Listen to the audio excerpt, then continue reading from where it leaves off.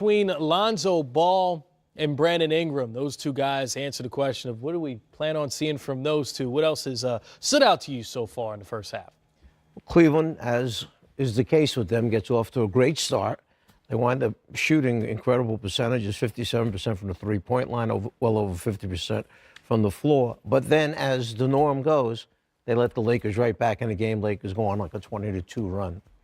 Well, the activity and energy all for Cavs early in the ballgame, to your point, and then finally the Lakers started making some shots and started giving some competitive spirit, I guess you would call it, in that second quarter. Now they're back in the ballgame. 3D, a lot of guys made a lot of big buckets tonight. Wait until we get to that on the American Express halftime report. Rodney Hood, one of those guys for the Cleveland Cavaliers.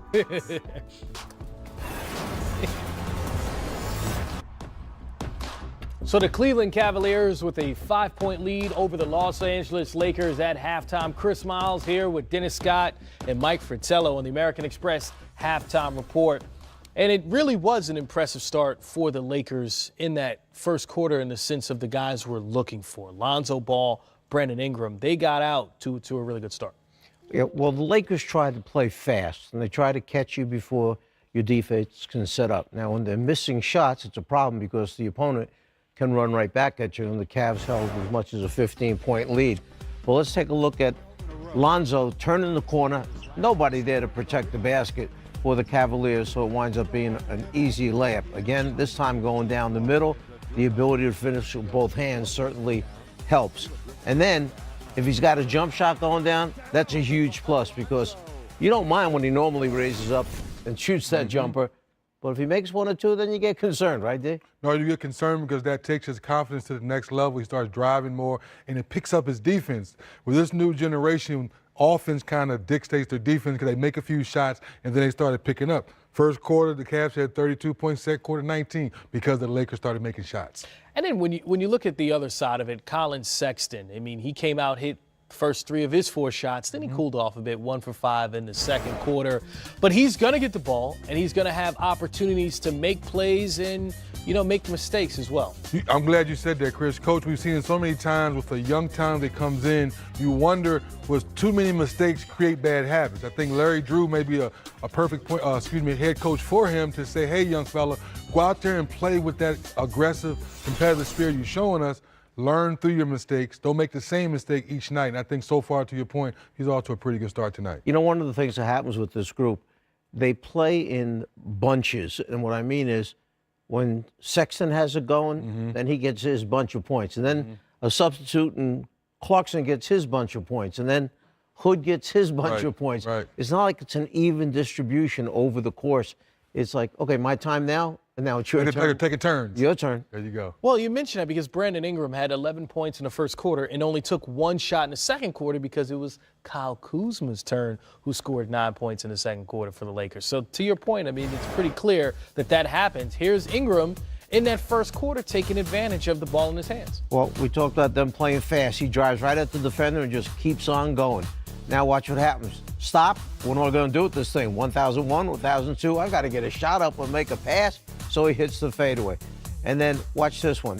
Take the contact. I think there'll be a foul here. Or at least he made it look like it was a foul. But instead, gets the friendly roll. I like that shooter's touch on that one, Chris. And that's the adjustment midair that you look at Brandon Ingram and you hear the term upside. That's part of it with him, is being able to make those adjustments, make those tough shots. Certainly a guy that we're going to keep an eye out on in the second half. And we have to also keep an eye out on the rest of the league, the Denver Nuggets needing to keep pace with the Golden State Warriors out west. 38. Bradley Beal played 55 minutes to get those 43 points. Go along with the 10 rebounds and the 15 assists. Well, Washington shooting 43% from the three-point line. Good night from the deep area. Yes, indeed. This could be a marquee matchup right there. Here's Serge Ibaka after the game. Yeah. This is NBA, man. I know. And when you relax like we did in the second half, team's gonna come back. Because we start so early, getting easy bucket, and we kind of relax. But they didn't give up. You have to give them a lot of credit because sometimes, when teams down like that, they always give up. But they was keeping fighting, and then That's why we had a close game. Yeah, Kawhi is a tough guy, and he was in great position under the basket and the ball, to grab the rebound. Also because I was spacing, to let him play one-on-one. That's why I had that open threes. I think tonight he played like a superstar. That's how we need him to play. He did his job. That's his job as a superstar. Where we need him to step up and make big play like he did tonight. Wasn't one of the complaints with Washington that they didn't share the basketball, they didn't move the basketball, and suddenly 36 assists in a game tonight for the Wizards. That's a special number. Yeah, they've been averaging over 30 assists in the game since John Wall has been out. But, I mean, Bradley Beal, a big part of that. This is the second time in the last month we've seen him get 15 assists. I mean, there's one thing for him to have a 40-point triple-double, triple overtime game against the Phoenix Suns. It's another thing for him to do it, 3D, against a team like the Raptors with the Wizards down in the fourth quarter.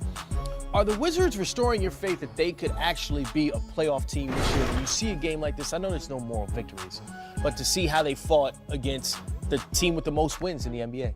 If you're a Wizards fan, Chris, to your question, you saw some fight tonight you hadn't seen in a while. And also to Coach's point with the 36 assists, it kind of feeds off with last year's moniker where it's coach. When every time John Wall wasn't playing, they said more, we all eat more. Well, 36 assists proves that we all eat. So the question is now, Chris, can you bring this fight you showed us tonight all the way up to the All-Star break to your question, kind of believe that maybe we can fight for a spot? And that's the thing for me, Coach, that don't let this be a one-game stand where you get down by 25 points, your local crowd starts booing you first, and then you get back in the ball again, you find some energy, and then you make a game of it in double overtime. Hasn't it seemed like Washington's had a horrendous season up to this point? But when you look at the standings, they're 2 games out of the 8th spot for the playoffs, which either means the East is really bad, okay, or they've kind of been deceiving, just hanging around long enough to maybe make a move in the second half of the season. Well, I think to this conversation, Coach, you can say 1 through 5, those teams we kind of believe, they're going to be solid. Maybe before Dragic went down for the Heat, you probably would give them a little more, solid playoff push. But 6 down to 10, it's been fluctuating all season long, to your point. So now John Wall goes down, and then they start playing better basketball. But wait a minute, he's your franchise player. So now, from being up in D.C., a lot of the conversation is, well, wait a minute, John Wall's done for the season. This team is playing better. Now, do we make a move for the trade deadline and maybe shore up our front line and make our rebound a little bit better and maybe hold on to that 8th spot? Well, who's the move? That's what I'm saying. Who would the move be? I don't know. Because somebody's got an awful big contract there. I mean, like a really big contract. I mean, really big. Yeah, really big. I believe you're talking about John Wall. Who? Well, No. Well, What? yeah. Well, let's focus on the team with the most wins in the NBA right now. The Toronto Raptors, seeing how they were able to, again, we talked about the Wizards fighting. The Raptors could have easily been like, okay, this is a game where they have the energy, they take the win. Raptors continue to lead the league in wins. Their only loss since the start of the new year against the San Antonio Spurs. We know that was an emotional game for them with Kawhi Leonard going back down there. When you look at this Toronto team, do you see them as being the favorites coming out of the East to go to the NBA Finals? Not just winning the regular season, but going to the Finals. Well, Toronto, along with Milwaukee right now, are the 2 best teams in the Eastern Conference. And let's face it, everybody was expecting Boston to come out and have a sensational beginning of the season, beginning of the regular season. But unfortunately, this is not the same Boston team that finished up at the end of last year. You have 2 guys that came back that weren't there at the end, Kyrie and Hayward, and the chemistry and the same fire isn't there right now that was there at the end of last season during the playoffs, during that great matchup against the Cavaliers. So, the question is why. Sometimes chemistry is hard to attain. It takes time for everybody to fit and want the same thing. And with that being said, that's why I would say Toronto yesterday because of that chemistry. Because everyone wondered when you bring in Kawhi Leonard, how are we going to keep this young man happy? Not playing back-to-back. So I think Nick Nurse, along with Masai Ujiri, is doing all the right things and pulling all the right buttons to keep this chemistry on the right page. So now you look at Siakam, all those Van Vliets of the world, they've all improved over the year. Now that's what makes that bench deeper. C.J. Miles still hasn't shot the ball particularly well. We know how he can stretch the defense. So they're deep enough, Coach, and they still have Danny Green and Kawhi Leonard, who were what? Championship tested. Yeah, what about Indiana? We need to mention them because Indiana, when they finished up last season, everybody was saying, wow, this team, watch out for them next year. But Oladipo hasn't gotten back yet to that level that he was playing at during the playoffs last year. And a certain guy named Paul George was important to that team last year. So even though they're good, they're solid, I mean, this is a tough out to knock these guys out. Still may not be the same Indiana team that we saw last year. And you have to also mention the Philadelphia 76ers, who are a team that you see the young talent, you see the possibility for some ascension. They were an